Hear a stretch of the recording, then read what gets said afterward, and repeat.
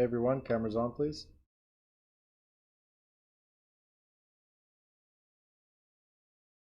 Back.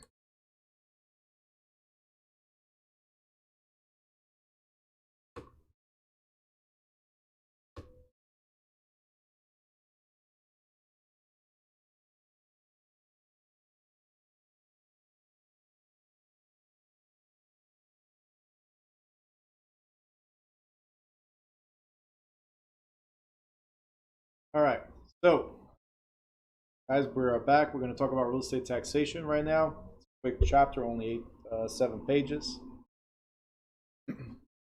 Sam, change your name, please. Let's see, we got Ophelia, Marta, Lua, Nidia. Will come back eventually. Danny, Nadia, I see you there. Alexis.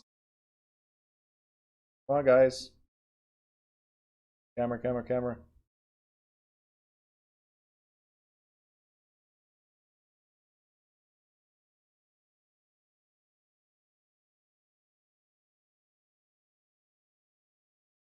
All right, YouTubers, whoever's watching, you can always participate and ask questions. You guys ready? Thumbs up. Great, let's do this. So, real estate taxation. Let's start with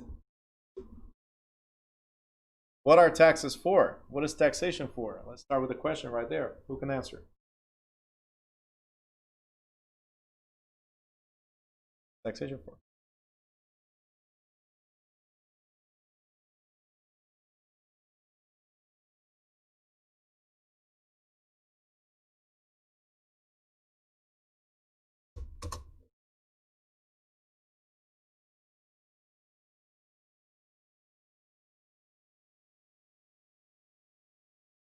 Great answers. Love it. What are taxes for?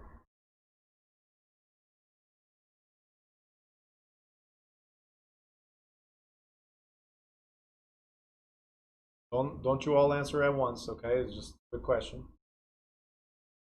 What are taxes for? Danny says Uncle Sam. Okay. What does that mean? Juan says nation. All right. Taxation for the nation. Yes. Great. But for what exactly? What do we pay taxes for?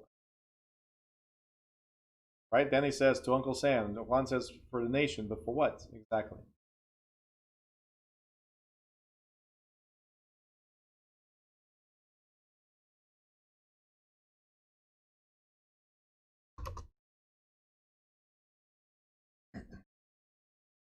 And Lula says for the city, government schools, libraries, civil servants, roads, etc. Yes. So taxation, guys, is to pay for infrastructure. Okay. Taxation, right, is to pay for infrastructure. That's how they work, right? Nidia goes like, no, it's for corruption. Anyway, so guys, who do you think pays for the teachers? For instance, who pays for the cops? Who pays for the firefighters? We do. That's what taxation is for. Who pays for them to build the roads? We do. To maintain the roads? We do. So taxation, we are taxed for the benefits that we get. Now, I know sometimes it might not seem like we're getting any benefits, right? We understand that. But that's what they are for. There's always, unfortunately, Marta, how do you jump in? Unmute everybody. You are officially muted. Sorry, Marta. I just took your voice away. I know you got upset at the whole taxation, but you didn't have to jump in the call like that. All right. So yes, it's the government spending fund, as Marta said right there. But again, it's for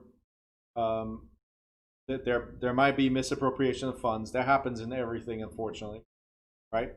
But without these funds, government does not exist. We are taxed in order to keep operations going. And also for golf courses, because apparently they're very popular amongst presidents. They love to go golfing for some reason. Anyway.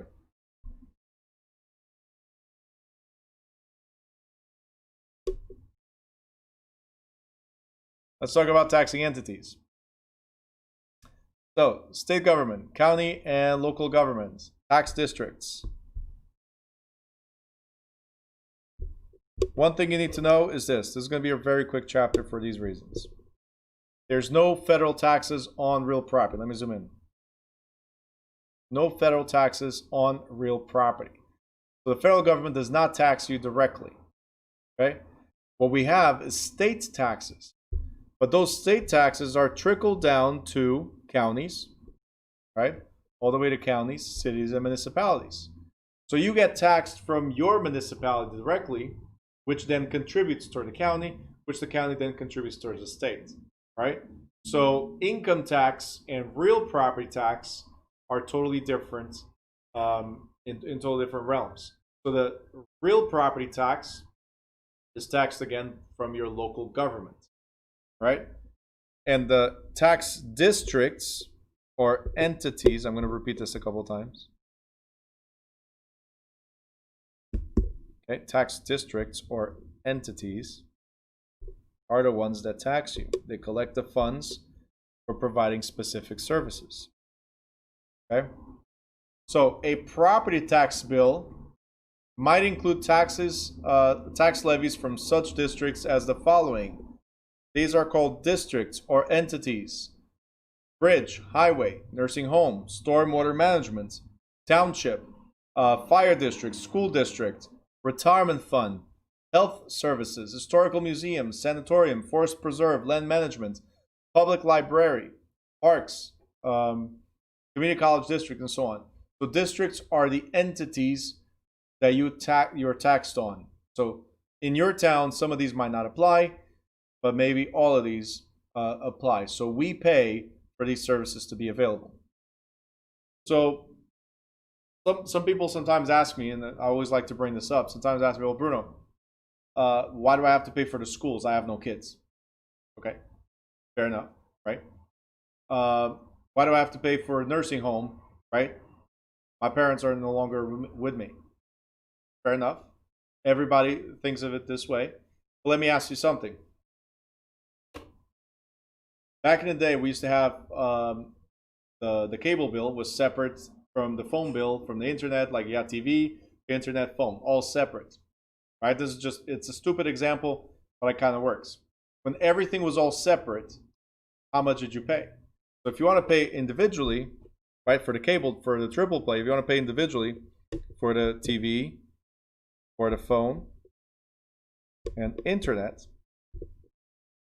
right, it will be like $100, right? Phone will be like $20, and internet will be another $50, as an example, right? Then they introduced, and TV, I'm assuming you have all the benefits, right, of all the channels, so, or at least the most common channels, right? So here we have $170, but then they introduced the triple play, right? Optimum came up with a triple play, and when they did that, they bundled all into a $99 plan. So you automatically saved $70 just by bundling things, right? And I can guarantee you that 99% of the people here that have a triple play, guarantee you don't use your phone. But it's there. It's available. There. So why you're paying for the phone? Go ahead and try to take that out of your bundle. Have you ever tried? Have you ever looked at it and go like, no, I'm paying too much. I don't want the phone. And they say, okay, you don't want the phone, no problem. For the TV and the internet is $120. And you're like, how is it more if I took the phone out? Well, see, what happens is the dual play just reduces $50. The triple play commitment reduces the whole thing. So make sure you get your phone, right? So guys, it's the same thing here. They created a bundled bill. Back in the days, you'd pay separately for the services. You needed an ambulance, you pay for it. You needed the fire department, you pay for it. You needed the police to come out for some reason, you pay for it. You needed to go to school, you pay for it. So what they've done is they bundled. They created the triple play of taxes, and they bundled all into one bill. So this is one single bill.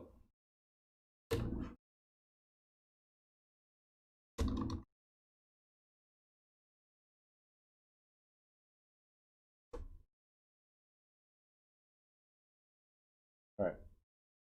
Students, because they pass, they forget that I'm like sending question mark. Like answer me now, answer. I'm still teaching. All right. Anyway, so going back to this. I just said I'm teaching. Give me a moment. Send me a message.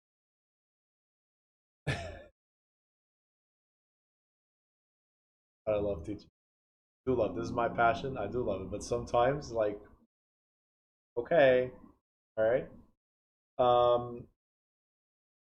So where was I? So this is your triple play right here. It pays for everything. It includes everything. Can you pay separately? There are ways. Then the bill is going to be a larger tax bill. All right.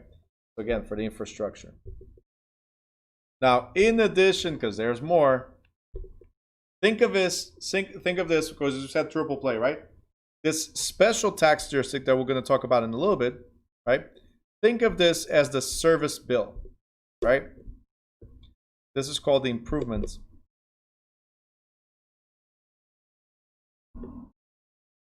taxes. Okay, so this right here is the triple play, right? I told you the bundled bill, right? And then the special tax district, which I'll talk about later, is for improvement taxes. Is when you call the Cablevision and say, hey, there's an issue going on in the house, right? The internet is not that good, whatever it might be, right? They come out and they assess that outside of your house, something needs to be replaced, right? And sometimes they charge you for that bill. They're like, hey, we came out, it has nothing to do with me, right? It has to do with the outside. So because we came out and the issue was not us, but something outside, we're paying it for that. So the improvement taxes is when they have to put anything that will, what do you call it? That will improve your property or benefit your property, like the streets, taking care of the streets, putting light poles, any other thing that's added that benefits your property. So it's an additional special tax that's going to be added. Okay, so I'm going to go down in detail in a second.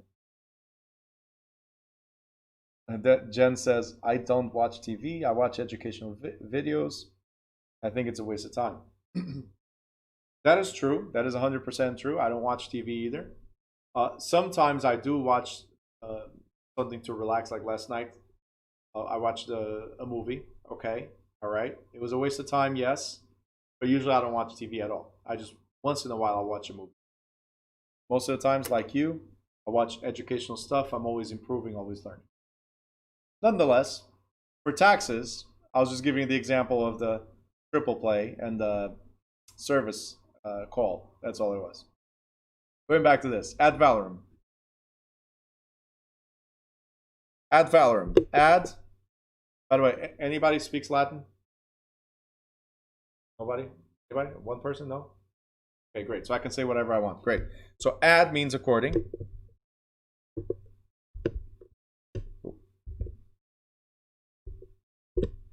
Right? And valorem means value. So this means according to value. You know? That thing when we teach somebody else a new language, right? Right? Person does not know. I can say whatever I want and you're going to believe it. So ad valorem means according to value. That's Latin. That's it. Take it or leave it.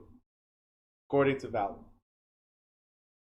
The cool thing about Latin is that the majority of the words are very, very easy to understand. So valorem right? According to value. All right, great.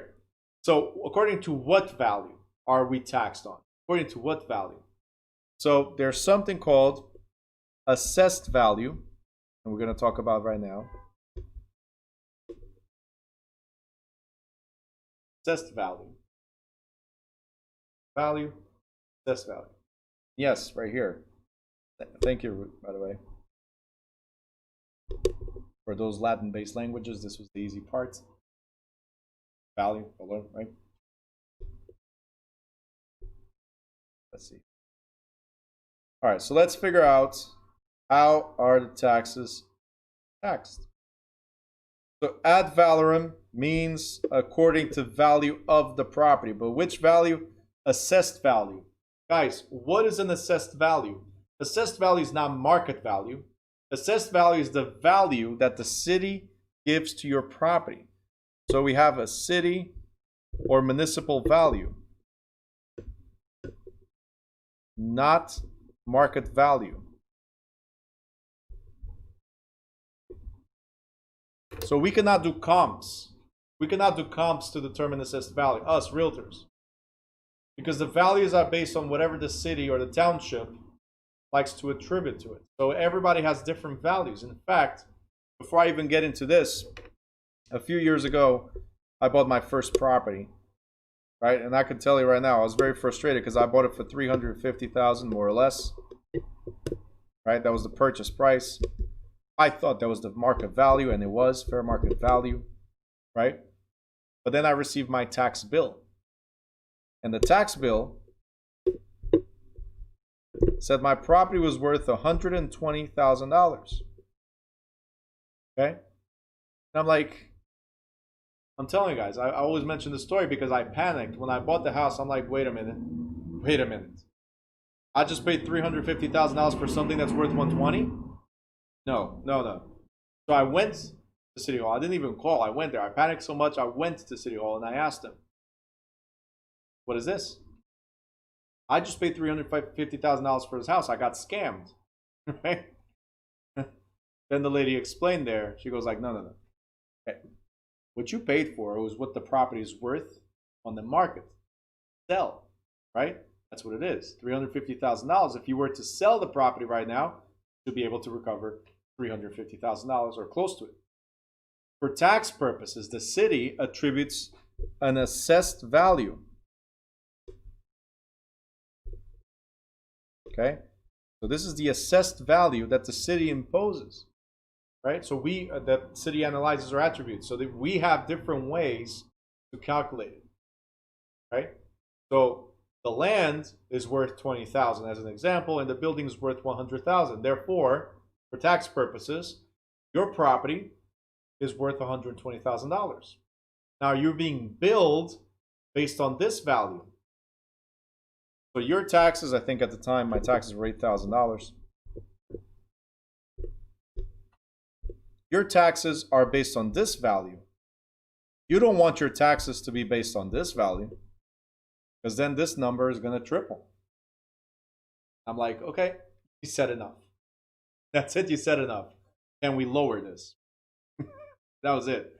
Changes automatically the perspective. So tax purposes, guys, you need to understand the difference. This is what I'm showing you guys.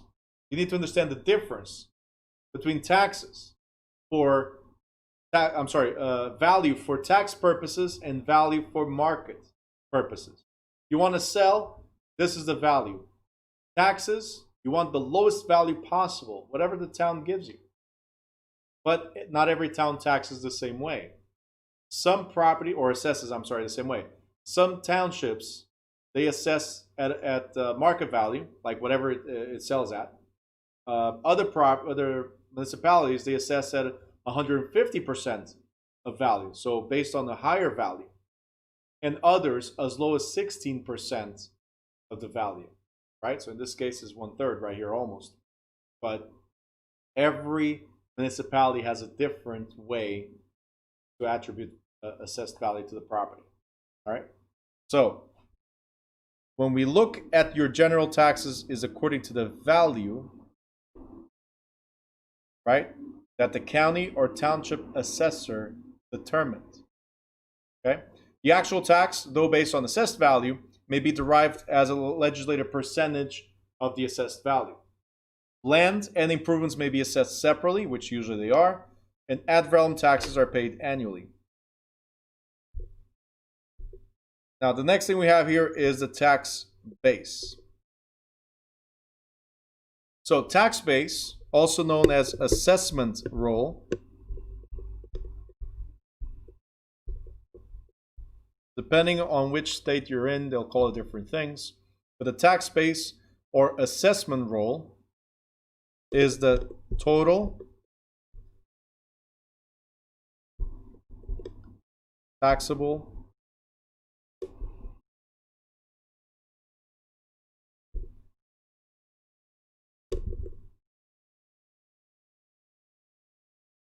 property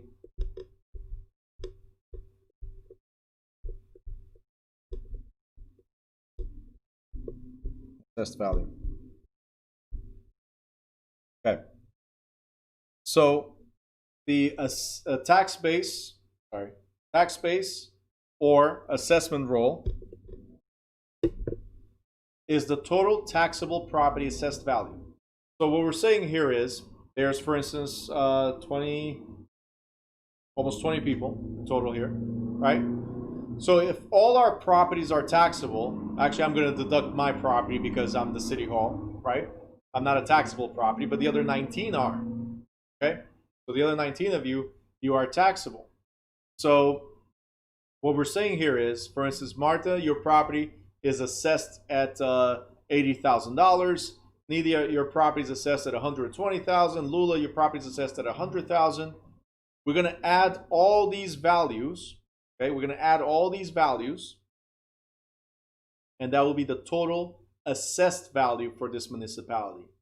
Okay, we call that the assessment roll or the tax base, the total taxable assessed value.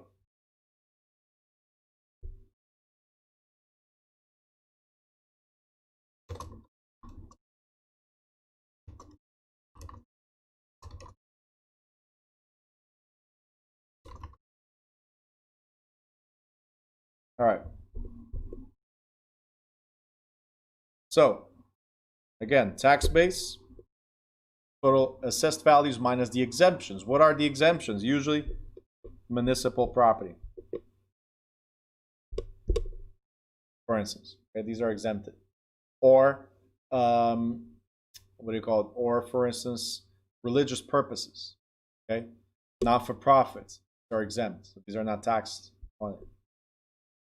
Now, the tax rates or the taxes could be based on the tax rate or millage rate, and we'll talk about millages later on.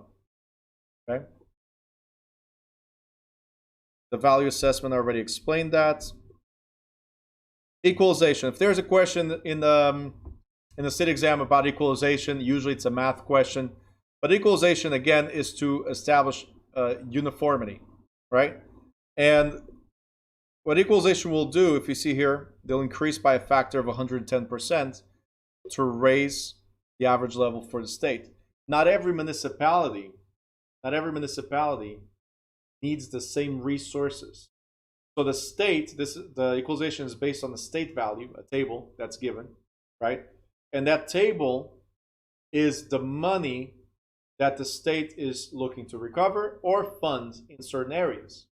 So in certain areas of the state, more money is needed towards education than in others, as an example. So government funding of the programs are based on values. What they do, again, is try to equalize how to distribute the budget. Okay, how to distribute the funding. It will be equalized, it will be balanced. So as a quick example, an area where properties are worth $1 million, do you think it's an area that needs funding towards education? If properties are worth $1 million, do you think they need funding towards education? They need assistance from the government towards education? Probably not. Okay, we're not going to say for sure no, but probably not. If you go to an area like here in Newark, New Jersey, right? In Newark, it's overpopulated, so it needs more schools. There's more students per classroom, right? and the home prices and the income ranges are minimal compared to those areas where the properties are worth $1 million, as an example.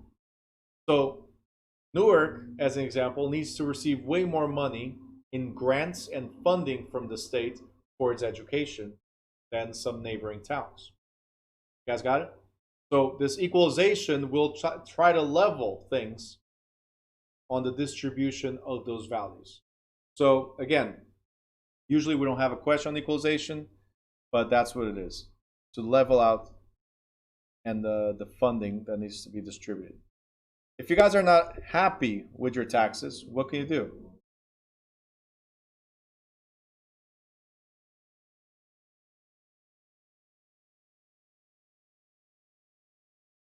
If you're not happy with your taxes, what can you do, guys? Anybody? Anybody have an idea what you can do if you're not happy?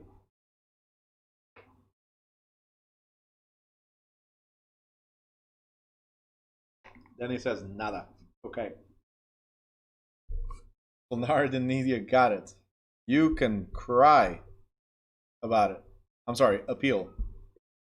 That's what it was. You can appeal. But what is appealing? It's actually crying about it, right?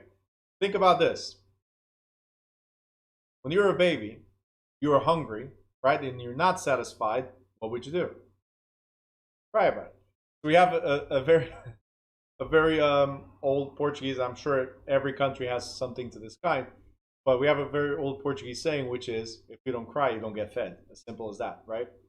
So if something is wrong and you need to correct it, or you feel like it could be corrected, well, you're going to cry about it. You're going to appeal. You're going to go to the taxation board and say, hey, okay, Rose, the changes are for zoning, so that would be a variance. But yes, you're right. If you're not happy with your taxes, you go to taxation board or municipal taxation board, and you say, hey, listen, how come my neighbor, so we're going to go look at neighboring properties, how come my neighbor is paying $10,000 and I'm paying 15, right? And depending on how you're appealing this, two things could happen. One is you win and they reduce your taxes.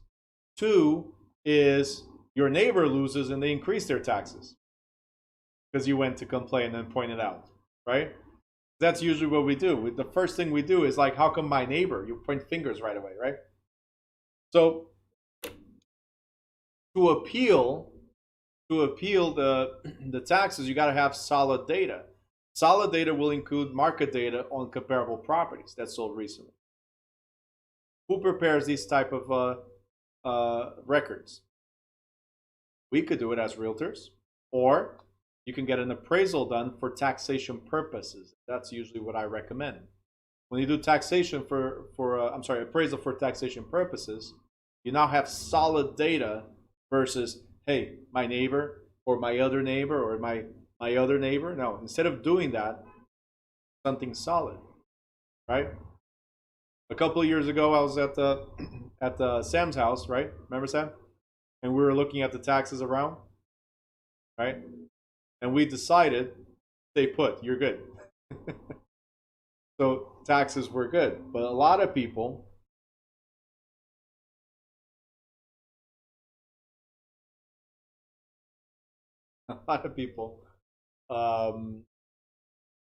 funny.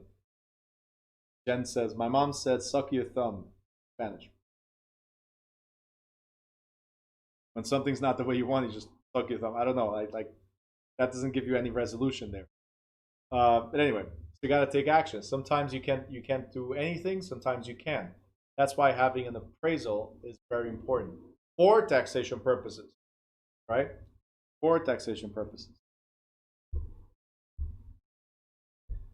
All right, homestead. If you ever see homestead as a name, something show up, homestead, it's property that is owned and occupied as a family home.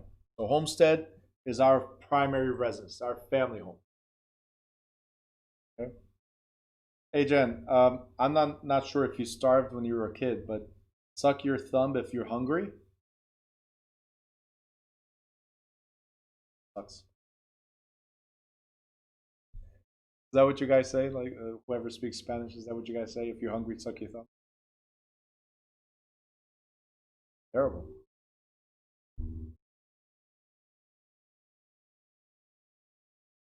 All right.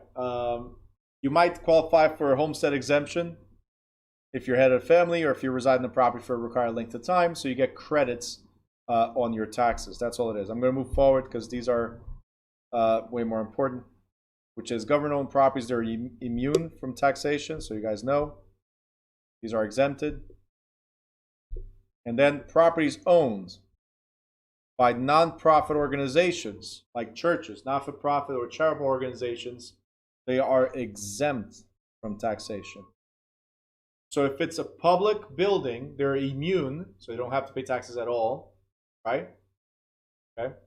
If they are for religious, not-for-profit or charitable purposes, they are exempt while being used or owned for that purpose, okay, or that company. Simple.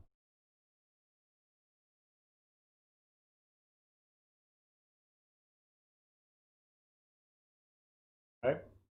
There's other owner classes that might be exempt as well. So that'll be senior citizens, widows, and disabled individuals might be able to reduce their taxes. Once we get to the state-specific portion of this course, we'll figure out how much you can deduct on your taxes. Okay.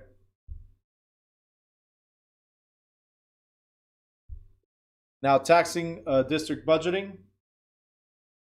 For you to figure out your taxes, very important. The taxes are based on the annual budget that the municipality needs to provide services.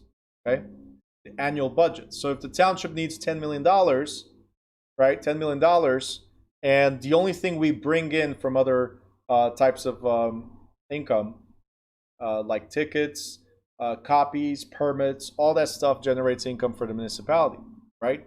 Fees at the library, whatever you might pay, if anything, copies for over there. Whatever revenue we bring, right, we're going to deduct from what we need.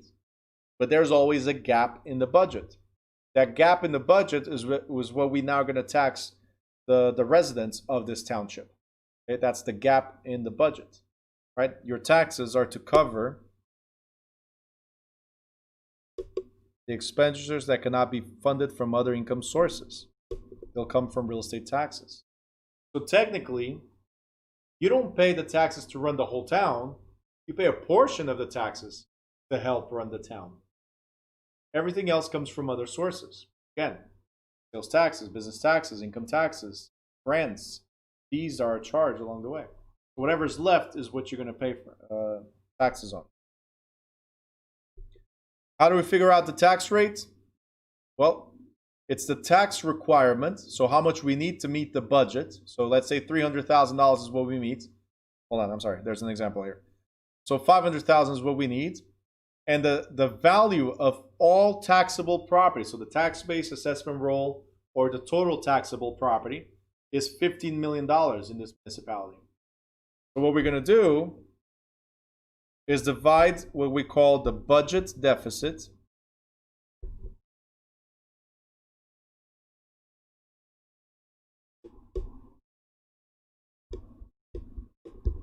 that means whatever's missing to meet the budget for next year, we're going to divide that by the tax base or assessment roll, right?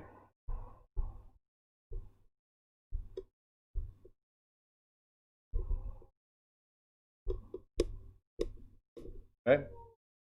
And that brings us, so 500 divided by 15 million brings us to 3%,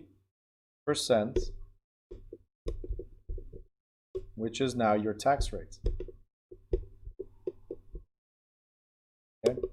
Deficit, total, then your tax rate. So in this case, your taxes are exactly the same for everybody if you guys see it, right? A lot of people like, oh, I pay more taxes than my neighbor. No, the taxes you pay are exactly the same. It's 3%. Now your property might be worth more than your neighbor's, or might be worth less than your neighbor's, and that's what changes what your final tax bill will be. But you're being taxed exactly the same way. It's 3%. Okay? So when we go appeal or dispute, guys, we're not appealing or disputing the taxes. It's 3% across the board. What we're disputing is the value of our house. That's what changes. All right? Now, taxes could be expressed in a number of different ways. It could be expressed in mills. It could be expressed per hundred. It could be expressed per thousand or percent. These all mean exactly the same. 30 mils is the same as 3%. $3 per hundred is the same as 3%. $30 per thousand is the same as 3%. So in the state exam or in the school exam, if you have a question that says $30 per thousand, one simple way of doing it is this. This still means $3 per hundred, right? We just took the zeros or moved one to the left, right? And it means 3 per hundred, okay? Now what I want to show you guys is that every time you see per hundred, if you drop the dollar and you add the percent sign, that's all we need to do. This is a simple trick. Drop the dollar, add the percent sign. This is 3% because it's $3 per every hundred. Per hundred means per cent. Okay? Percent means per hundreds. So far, $3 per $100 means 3%. $30 per $1,000 still means 3%. You with me so far? All right, let's address mills real quick. 1 mil equals 0.001. It's 1/1000 of a dollar. Okay? So if they say 30 mils equals, ready? 0.030. If 1 mil is 0.001, then 30, all you have to do is put the 3 and the 0 right there. It's 30. So this is 30 mils. Right? You guys good so far? Okay. This is the same as 3%. If you put on your calculator, 3% equals 0.03. Why? Because everything is based on 100, right? So if I have 003, again, it's based on 100. If I have 003, that is 3%. Got it? We'll have the math chapter coming soon. So on Thursday, I think it is. Next Thursday. So the math chapter, I'm going to explain this as well. We have an easy way to remember is to dance the bachata. If you guys don't know how to dance the bachata, I'm going to teach you once we get to the math chapter. Yes, a Portuguese guy is going to teach you guys how to dance the bachata. Okay? Right? Alexis, don't shake your head like that. Don't think you're better than me because, you know, I know how to dance the bachata, okay? Right? My way, but I know how to dance. Simple. He's already like, nah. You're going to see.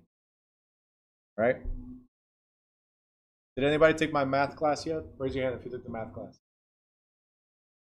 All right, 2 people. Did I or did not explain how to dance the bachata? Yes, no, maybe? Yes? All right, fine. You don't want to agree with me. It's fine. Yeah, man, there you go. Yep, that's me. Thank you for giving me a little bit of color. I appreciate that. Some color, at least. That's discrimination. You couldn't find a white one, right? I know. That's what you're saying. I saw that. Anyway. All right, guys. So when we get there, I'll explain that. So tax bill calculation, so you guys see it real quick. Right? Some states do this different, right? So you have to know what your municipality calculates it at. It says right here, taxable value. Assessed value is $240,000 is what the city believes a property to be worth. If you have an exemption, like a homestead exemption, because it's your primary residence, then you pay taxes based on 165,000 instead of the 240, right? Then, guys, depending on the state, we do mills, right? In this case, they're even doing separately. So 5 mills for the school district, 2 mills for the county, and so on. But if you see, 5 mills is 0.005, 2 mills is 0.07, 2, so you could have done 0.007. So the value times 0.07 will give you the same result. So this is your tax bill. You also could have said 3% of 160, I mean 7% of 162, and it should give you the same result. Okay. All right, special assessments, real quick, we're almost done. Special assessments are called public improvement assessments. All right? Special assessments are public improvements. This has nothing to do with your general taxes. I did mention this right in the beginning of this chapter. There's the general taxes, which is ad valorem, or according to value. And then there's a special assessment, which is, for instance, to do the sidewalks, water service, and sewers. So these are based on the cost of that particular service or installation or improvement, right? But it's not based on the property.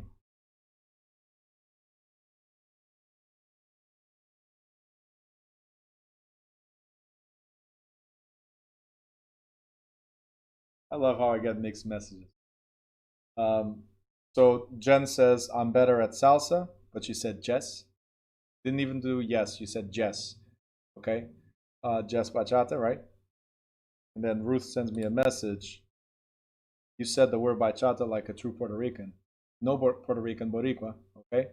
Like a true Puerto Rican, right? And she goes like, I'm mixed and I cannot even dance. Who cannot dance bachata? It's easy. 2 to the left, 2 to the right. And do a little hop if you want. Like you're breaking your back. That's it. It's easy. I'm telling you.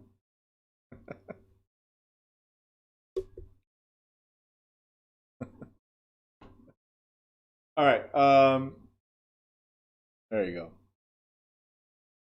Gotta have fun. All right. If a taxing district initiates an assessment, the assessment creates an involuntary tax lien. Guys, what is involuntary? What does involuntary mean? What is involuntary?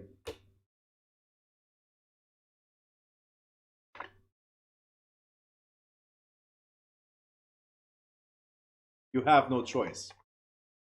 So Nadi's fun. It's there. Right. That's literally how she is. So involuntary means you don't want to. Well, guess what? That's what taxes are. That's what taxes are. Taxes are involuntary liens. So you never ask for the taxes, so it's an involuntary lien. Okay? Next, tax lien enforcement. Jen, no. Don't think so. Jen just said I should teach bachata. No. Not going to be fun. I have a back injury, so it's not going to be fun. I can still do the 2 steps, and that's it. All right, so tax lien enforcement. Enforcement means they can come after you, right, after your property. So one of the things they do is called a tax sales of tax certificates. So they sell your taxes if you don't pay your taxes. Okay, so let's figure this out real quick. Some states, they sell tax certificates, and the buyer or the investor of a tax certificate agrees to pay the taxes due. After a period of time specified by law, every state has a different rule in this, the holder of a tax certificate on the property may then apply for a tax deed. What is a tax deed? Is you're asking the property to be transferred to your name because you did pay for the taxes. All right? So tax deed is a legal instrument for conveying title when the property is sold for non-payment of taxes. The application of a tax deed causes the taxing agency to do a tax sale or a tax foreclosure. We're going to cover this more in detail once we get to the actual chapter for the state. But the tax sale is usually an auction. So people go there and they bid on your taxes. whoever wins the bid now has the certificate. But the certificate is like if I give a certificate to a restaurant, right? What is it worth? Until you get to the restaurant, that certificate is worthless. It's just a piece of paper, right? So you cannot use the property, you cannot occupy the property, you're not the owner of the property, it's a certificate. Once you get to the restaurant and you say, hey, I want the meal, here's a certificate to pay for it, now you're entitled to the meal. Well, when there's an auction of taxes, there's a redemption period for the person that defaulted on the taxes to pay you, the investor, right? If after that redemption period they did not pay you, then you can take them to foreclosure. You can take over the property, okay? So first they have to give you a right to pay back, right? And then they can foreclose. So if the defaulted taxpayer does not pay the value plus any charges, taxes, and interest, then there's a foreclosure and they take over the property. So yes, I could buy your property right now, and for instance, in the state of New Jersey, 2 years later, I foreclose on you. I take over the property, and the state will turn the property to my name. I paid your tax. All right. So when we get to the state portion, we'll go more in detail, like I said. These are the steps, and we're done. You don't pay your taxes, they're going to sell your property at a tax sale through a tax sale certificate. During the redemption period, I'll apply for a tax deed, and then the actual tax foreclosure happens, where either I get the property or you pay it back. Simple as that. You guys have any questions?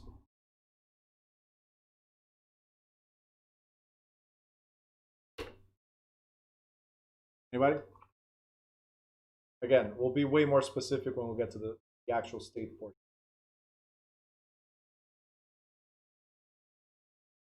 Anybody?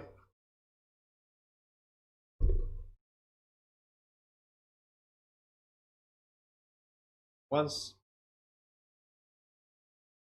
Twice?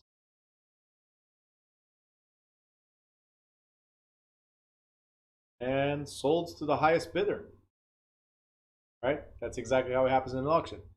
All right, guys. So it's 11:50. I'm sorry, it's 1:53. So I'm going to give you guys a break and then go to chapter 20. Just kidding. We're all done. So, guys, we'll be back tomorrow. If everybody has any question, you guys got my number. Make sure you reach out to me. Make sure you're practicing Quizlets. We only got 12 chapters to go. Make sure you're practicing Quizlets. Make sure you're watching replays if you have doubts, and make sure you're sending me messages. Okay, very, very important. Sending me messages asking questions regarding the chapters. Just saying, right? But very, very important. Okay. I wish you an amazing rest of your day. I'll see you tomorrow at 10.